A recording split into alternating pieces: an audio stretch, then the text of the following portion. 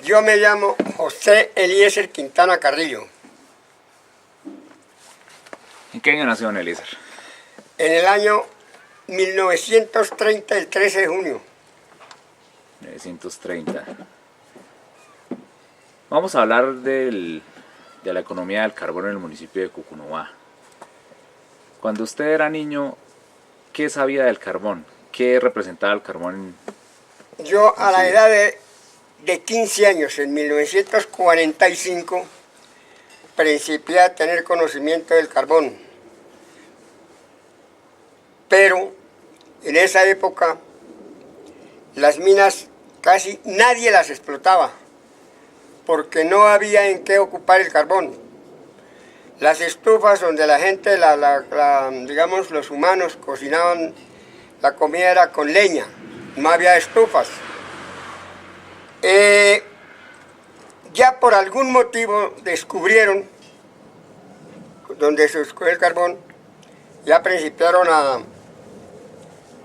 a hacer sus estufas, una hornilla, porque antes no había estufa, nadie sabía de qué era eso. Bueno, enseguida ya se fue prolongando la movida, digamos así, del carbón. Y el mismo carbón dio idea para montar las fábricas y las industrias que hoy hay. Porque en ese tiempo no había industrias, no habían fábricas. Entonces ya montaron en Zipaquirá el proceso de la sal, para sacar la sal blanca que se llamaba de caldero, molida.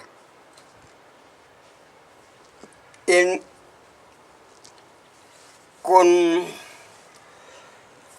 se llama esa vaina? Se me olvidó. En falcas, mejor dicho. Por debajo de tierra cocinaban la sal en unos calderos, unos fondos. Luego la sacaban y la procesaban para secarla y ya la sal salía blanca. Porque antes de ese procesamiento o procedimiento, la cal la sacaban de la mina en terrón. Era una sal morada que la llamaban la sal bijua. Y ya bueno, se fue extendiendo las cosas.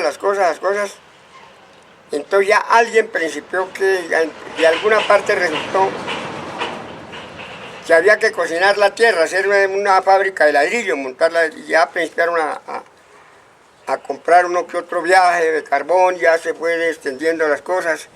Un chircaleño necesitaba el carbón y el que tenía la mina se lo preparaba. Ya después vino la industria de la planta de soda en Zipaquirá, que ya revolvían la sal en grano con agua y la llevaban por un oleoducto o por una cañería a la planta de soda, y allá la procesaban y la sacaron en bloque. Sí. Enseguida de eso se dio Refisal, que era para refinarla más. Entonces ya salió otra vez más refinada y más pura. Y luego ya vino, por ahí en 1940, en el 50, por ahí en el 48, vino la termoeléctrica, porque antes de eso, de procesar el carbón, no había luz eléctrica en ninguna parte. Y si la había con planta de gasolina. Aquí en Cucunuá tuvimos planta de gasolina para la sal, para la ¿Energía? Para la luz. Sí, eso ha dado vida a la planta de soda, la industria de sal y ahorita la termoeléctrica. Y al lado de eso, por ahí también por ahí en el modelo, por ahí en 1950-51, ya había vino para este río a cocinar el hierro, porque ya descubrieron las minas de hierro. Entonces ya vino para este río a cocinar el hierro, porque antes de eso no se utilizaba hierro para nada, porque todo el mundo hacía las casas en solo barro y no había, ¿cómo le digo? Viga de amarre y nada de esas cosas. Y así se ha venido trabajando, y ahorita ya pues hubo una exportación, lo pidieron de otras naciones para sus industrias allá. El carbón ha sido muy rentable hace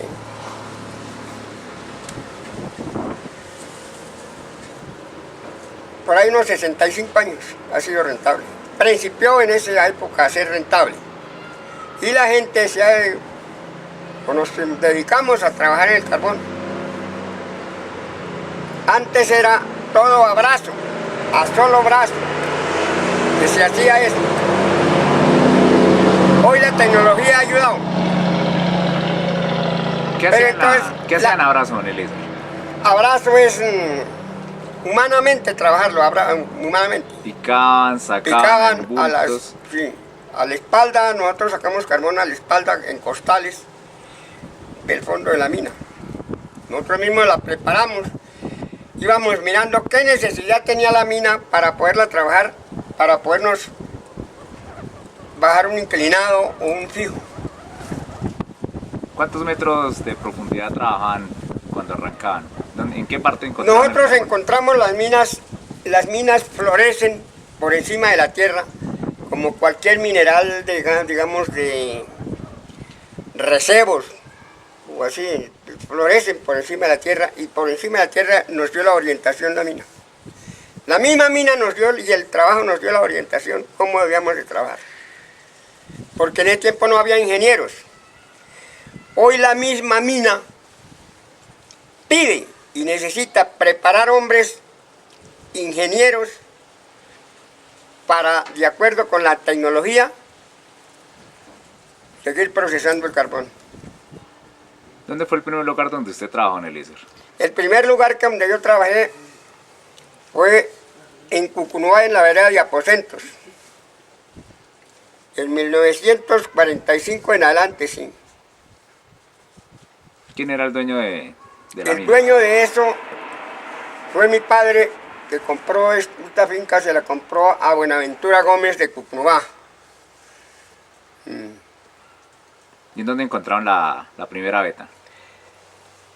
La primera veta la encontramos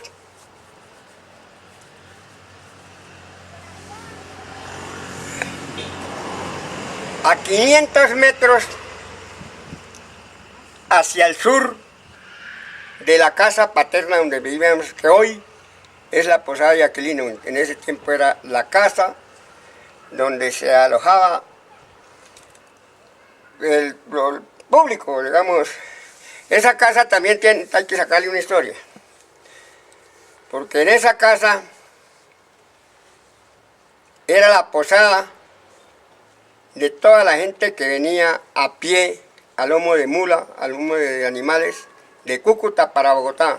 Traían sus productos de Cúcuta para Bogotá, los vendían allá y luego regresaban con productos de los que producen aquí en Bogotá, que hacen falta allá en Cúcuta, Bucaramanga y todo eso. Todo ahí en esa posada, en esa casa paterna que hoy es posada de Aquilino, ahí se le daba posada a la gente. Era una tienda de chichería, la gente se bañaba los pies, se tomaba su chicha, descansaba, le dábamos pastaje para los caballos, las bestias, lo que trajeran nuestros equipajes, y luego seguían. Bueno. ¿Eso tenía algún costo, quedarse ahí en la posada? ¿O? Tenía un costo por ahí de 5 centavos por persona. ¿Que sería actualmente cuánto? Hoy lo que vale una posada, hoy una posada vale 50.000 pesos. Sí. Tenía un costo de 5 pesos. O sea que venía... O 5 centavos, tal vez 5 centavos. Venían de Cúcuta, paraban acá y ¿por dónde Sí. seguían hacia Bogotá? ¿Por la vía Chucontá? Por la vía Nemocón, Ah, Limocón. las casas, la Punta de la Peña, los alcaparros en Susa, por todo el camino existen unas casas grandes de teja y barro, que esas eran todo el camino para los... Recorrido. Sí, Entonces me estaba diciendo que la primera beta fue ahí donde actualmente la posada de sí, Aquilino. sí, aquí, estas mismas. Y allá tendrá, pongámosle 500 metros de esa casa aquí abajo donde hicimos el primer túnel. Ustedes encuentran el carbón en la parte de afuera y empiezan a cavar. Sí. ¿Cuántos días tardaron para llegar a esos 500 metros? Eso depende de uno mismo. Eso se baja uno, por ejemplo, en una veta de 1 metro de ancha, se baja uno mínimo 1 metro diario. Un picador y un tipo que le retire la carga. Sí, eso hace. ¿Y cómo manejaban la seguridad? ¿Con madera o simplemente...? La seguridad la manejamos como son vetas verticales a plomo. Entonces la veta tiene más o menos mínimo 1 metro de ancho, pero vertical es a plomo. Entonces queda una pared estéril a cada lado. Entonces esa pared estéril se va cubriendo con madera para asegurar el trabajo. ¿No les daba miedo entrar a un sitio tan oscuro? Sí, eso se necesita resolución. Para eso se necesita resolución.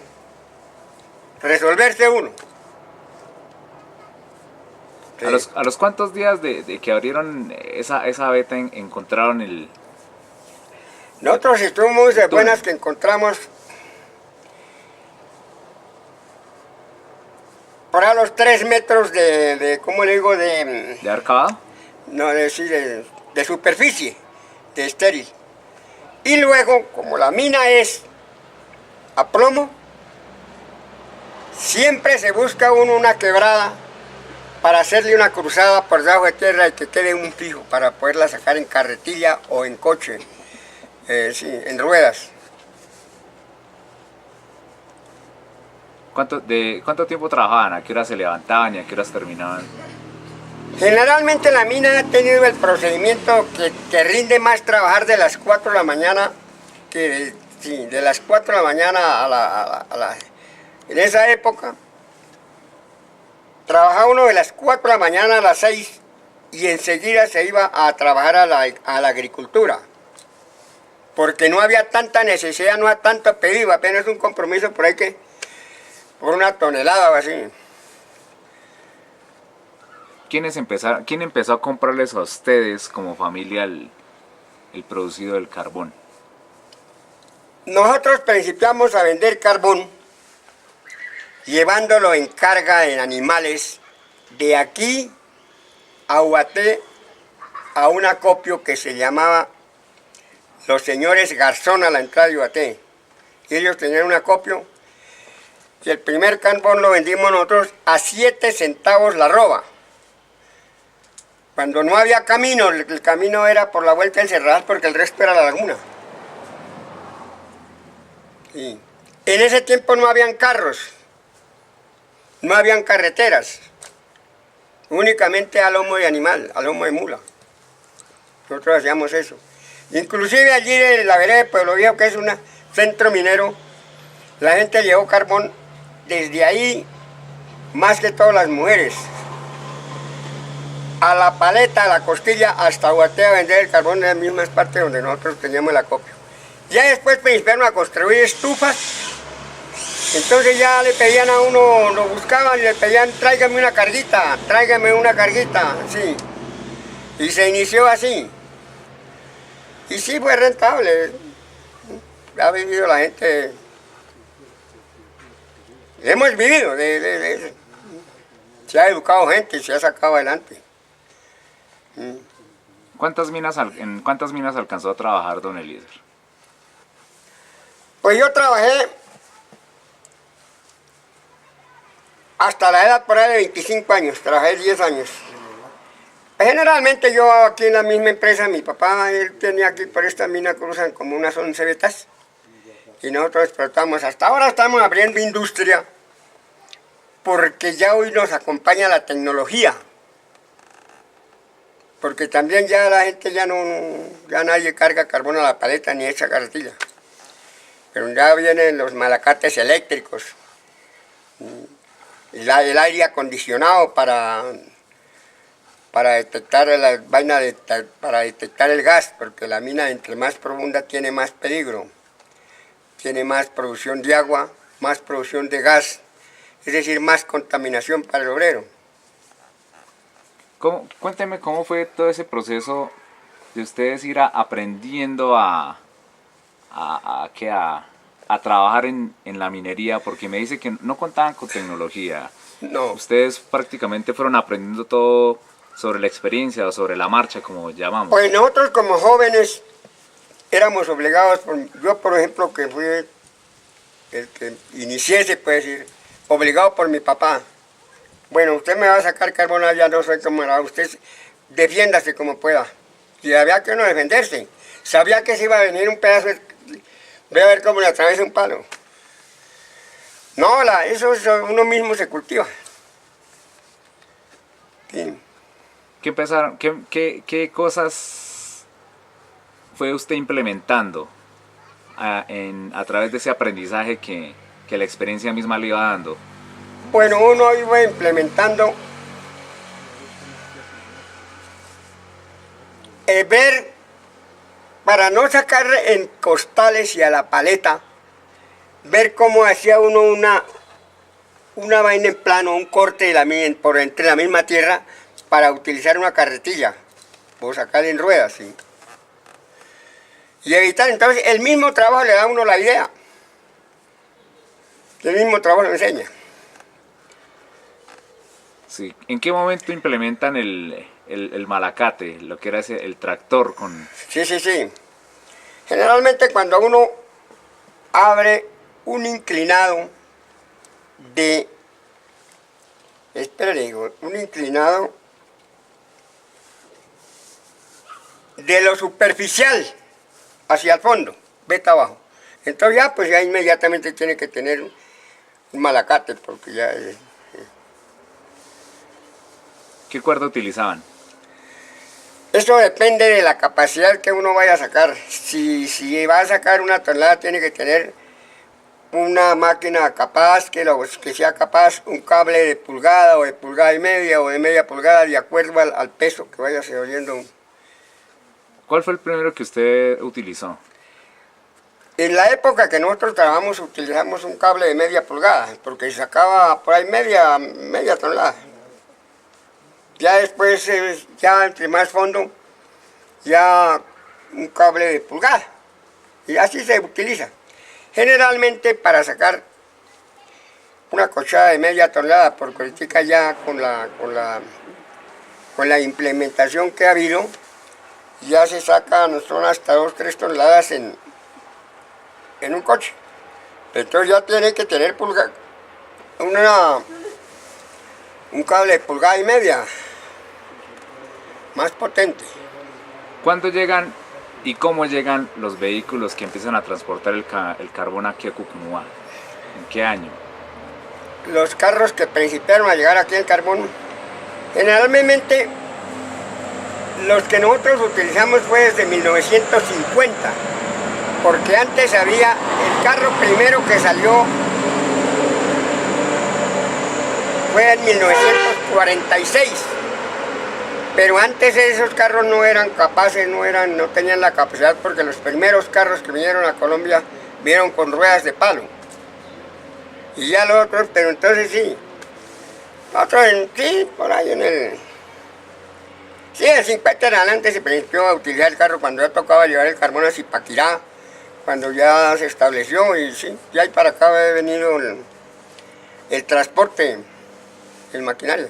O sea que los primeros carros que vinieron a cargar carbón acá tenían ruedas de madera? No, no, ellos no vinieron porque no eran competentes. No eran competentes. Nosotros ya utilizamos el camión para 5 toneladas, mínimo para 4, 5 toneladas. Utilizamos, el primer camión que utilizamos fue 5 toneladas, en 1950. Y llevan el carbón a las empresas que nos Ah, nombraban. donde lo pedían, sí, ya se principió a establecer los negocios. Ya por ejemplo, Ubaté fue la primera fábrica de ladrillo que hubo ahí de Ubaté para abajo, en Alcaparros. Entonces ya un vecino veía que ese tipo estaba abriendo su horno, hacía su horno, cocinaba, y entonces el otro decía, esta tierra también me sirve, yo también voy a hacer. Y hay de que hicieron más de 50, de como 500 hornos. Y ya se estableció las cosas en 1900, por ahí en el 50, no, en el 49. Nosotros llevamos todo el ladrillo de Alcaparros para los cuarteles, para el batallón Sucre en Chiquinquirá. De ahí. Entonces ya habíamos movida de ladrillo, más movida de carbón y se podía mover la cosa. Sí. Y la mina de carbón, estaba diciendo, tiene una, ¿cómo le digo?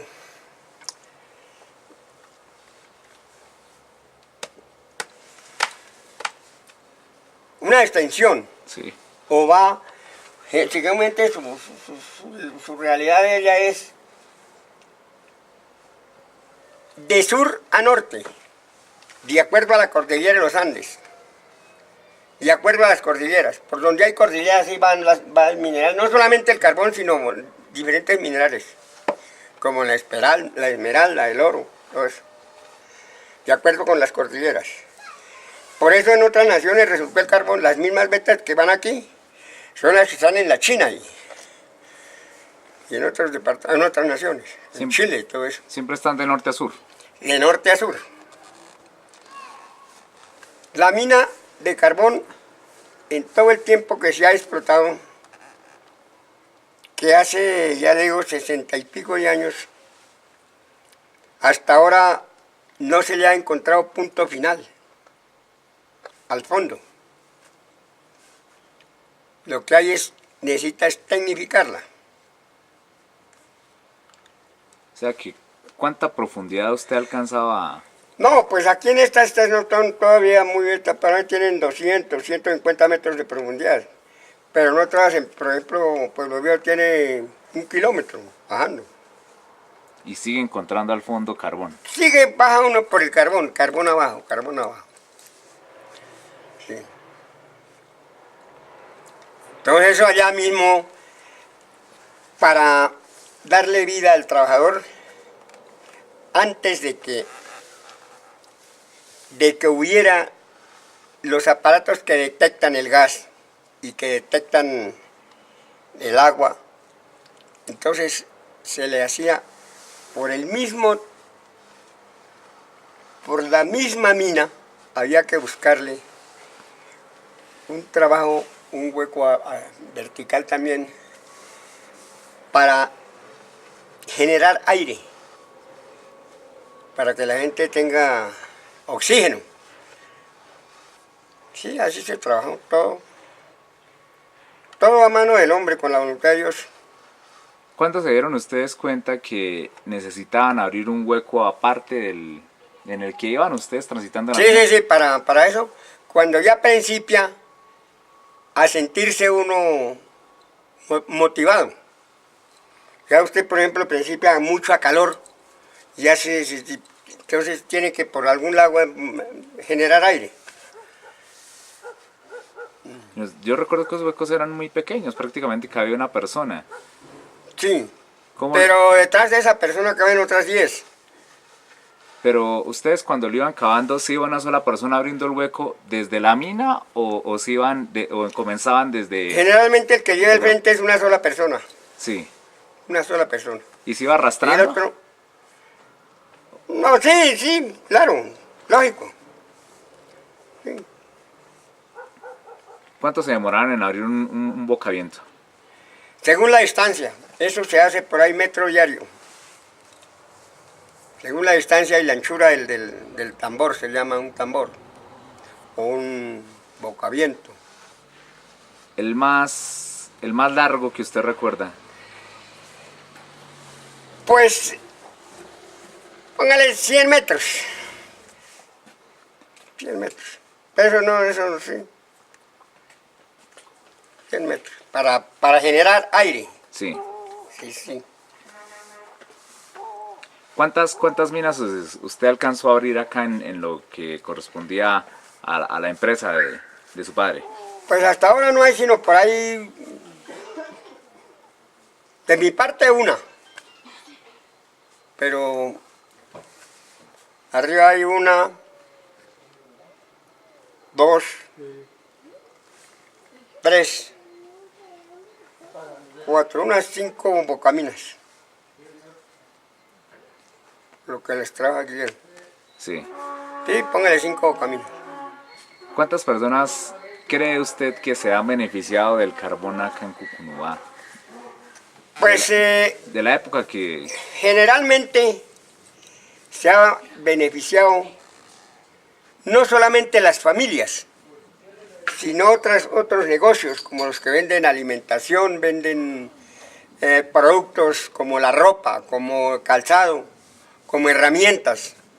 Eso ha generado el carbón, por la necesidad que ha tenido de sus compras, sus cosas. Podríamos decir que actualmente y desde ese tiempo la economía del carbón ha sido el eje central de la economía de Cucunúa. No solamente de Cucunúa, sino de otros pueblos, la economía, a nivel regional. Porque toda la gente ha vivido el carbón para sus educaciones de sus hijos, de sus vainas, de todo tipo de esa vaina. Tanto sería que hubo mucha gente que trató de olvidar la agricultura, porque la agricultura no les produjo lo que les producía lo rentable del carbón. O sea, hablamos de un antes donde la economía no era tan fuerte en Cucunúa, a un después del carbón donde ya se siente que realmente hay beneficios. Claro, lógico, antiguamente no, pues no le digo. Ahora las carreteras que se abrieron por la vaina del carbón, la cantidad de carreteras, la cantidad de movimiento de tráfico. Hoy día, por ejemplo, hay millones de mulas, maquinaria pesada, cargando carbón para diferentes partes. Y en la época de nosotros, cuando iniciamos, habían 10 mulas de carga, pero mula animal. Hoy son millones de mulas de transporte en el carbón. Y todo el mundo de eso se beneficia. Desde los Estados Unidos, que venden esa maquinaria, está beneficiando. Los barcos, todo eso lo beneficia el carbón.